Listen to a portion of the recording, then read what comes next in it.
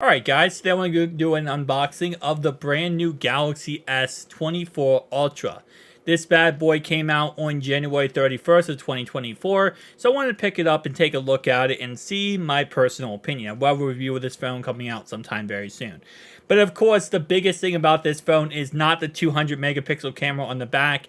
It's of course going to be the front display. So no longer is it going to be curved, now it's a flat front display, which of course is what a lot of people want. It's easier to put screen protectors on this phone, and it just makes everything a lot easier. Now this bad boy does go ahead and pack a 6.8-inch AMOLED display. It also has a 5000 milliamp battery, 12 gigabytes of RAM, which is actually really nice because the S23 Ultra was limited to 12 gigabytes of RAM depending on what storage option you got. So if you got like the 256, you only got 8 gigabytes of RAM. So this year they're having 12 gigabytes across the board, no problem at all, which I love completely. It also bulk shares the Snapdragon 8 Gen 3 processor, and altogether just an amazing phone. Again, like I said, I'm going to have more of a, live reaction review type video coming out sometime very, very soon. But for someone who doesn't really love candy bar cell phones,